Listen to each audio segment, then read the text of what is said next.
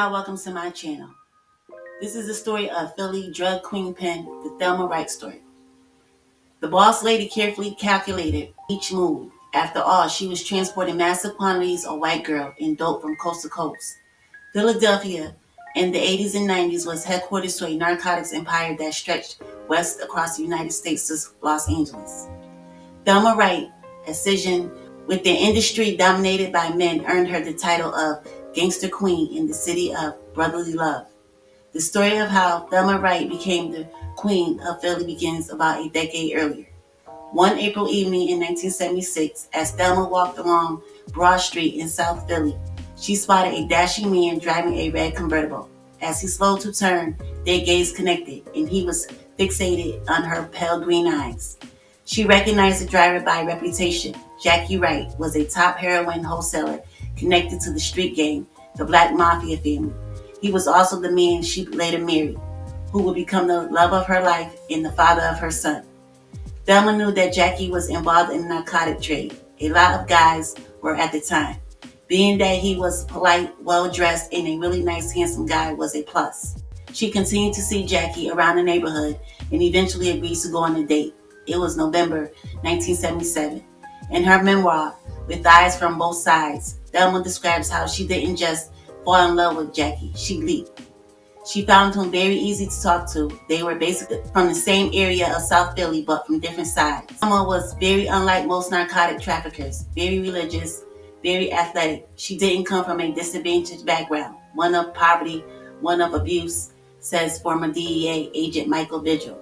Thelma agreed. She came from a two-parent household and could have done anything. She ended up falling in love with someone who was in the drug game, and it became her life. Jackie exposed Thelma to the exhilarating drug game and all of the luxuries that it came with, from trips to LA to meet his main supplier, Auntie, to narrow escapes from narcotic detectives. Avid sports fans, they traveled to prize fights in Vegas, yet violent summer night changed everything. Jackie got shot. Although he survived the unfortunate incursion, his hospital recovery kickstarted a pill addiction to pain medication that caused a dramatic shift in his personality. Thelma stated that when he was getting high, he would be abusive at times. The slightest little thing that maybe normally wouldn't have bothered him would be very upsetting. In her memoir, Thelma describes that during this period of their life together, around 1979, Jackie once shot her in the leg, but similar to many accounts of DB, her crazy love for him made her stay, and what she describes as times of deep love and deep despair. Their relationship got even more serious. In 1982, the couple had a son named Jakeem and were married the following year. But during the Christmas holiday in 1985, an unexpected threat changed everything. Jackie caught wind that one of his rivals had hatched a plan to kidnap Thelma and little Jakeem. For their safety, Jackie relocated his family to Los Angeles, but stayed in Philly to oversee the business, asking his supplier, Auntie, to look after them. Thelma arrived in California and realized that, for the first time in a long time, she suddenly felt safe. Auntie took her job of watching over Thelma and Jakeem to heart and habitually looked after the young mother. The two developed a very close friendship. When Jackie called Thelma to tell her it was safe to come home, she said, "What do you mean? I am home." Jackie remained in Philly to mind the business. He had people working for him, so he had to be there to collect. A week before her 30th birthday, Thelma returned to Philly to visit Jackie. He was upset because one of his clients owed him $25,000 for White Girl. Thelma tried to coerce him into forgetting the debt and to start a new life in Los Angeles with his family. As time went on, she understood why he couldn't let it go. If word got out that this guy beat him out of his money, then other people would try to take advantage of him. Jackie was deeply rooted. When she didn't hear from him that Friday, her birthday, she began to make calls. No one had seen him. Then someone told her that a stranger was spotted driving her husband's car. Thelma reported Jackie missing at the police station near where he was last seen. She arrived in Philly and later joined the police as they drove to the house near Germantown where Jackie had previously been spotted.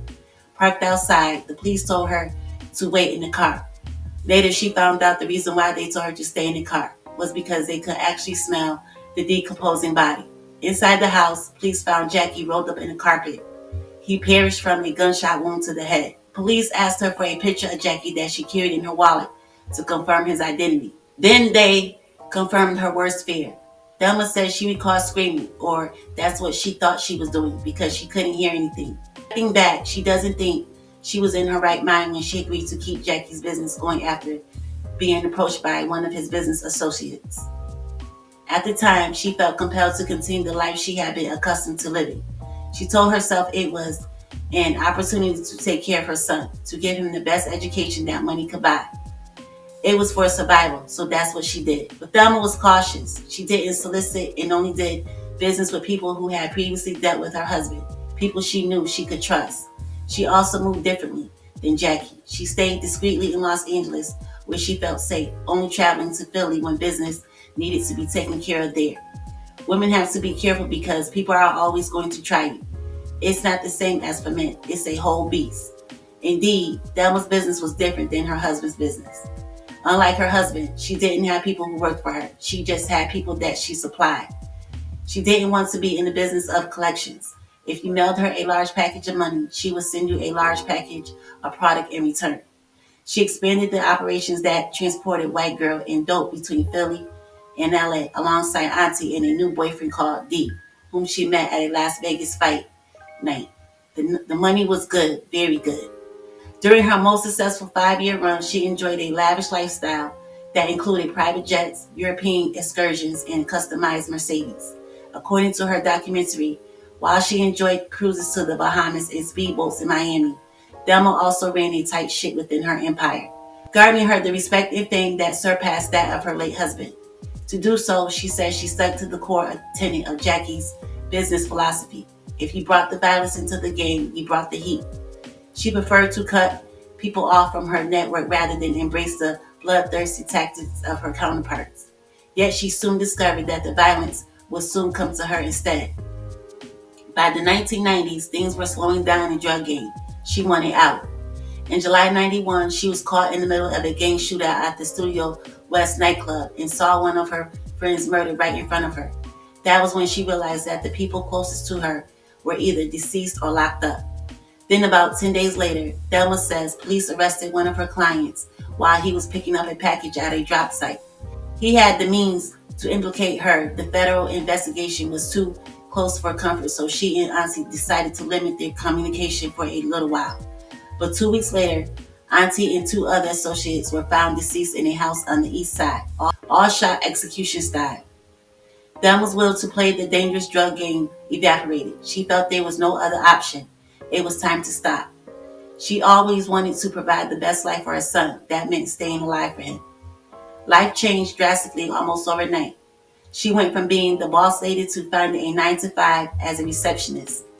Thelma worked hard to make an honest living and to slowly move up the ladder. Almost a decade later, she found a position at a nonprofit organization helping women who were struggling with addiction.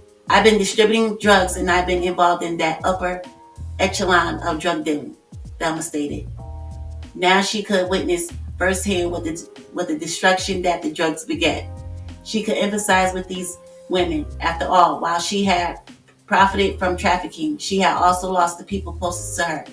Not wanting anyone to make the same mistake, she decided to share her story. She commenced the Thelma Wright Foundation to empower women and at-risk teens. She regularly tours to speak at high schools and works with juvenile justice services where she stresses education over incarceration. If she can help keep other young people from starting a criminal life, she will have achieved her purpose. Although Thelma's story as the Queen of Philly is the stuff you will see in the movie, she was fortunate enough not to get caught up for her criminal activities. She was able to walk away from her drug trafficking and to rebuild her life.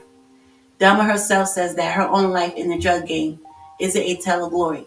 Rather, the tragedy she suffered for the high-stakes world of money and love illuminate a complex cautionary tale. Okay, y'all. Thanks for watching. Please like, share, and subscribe.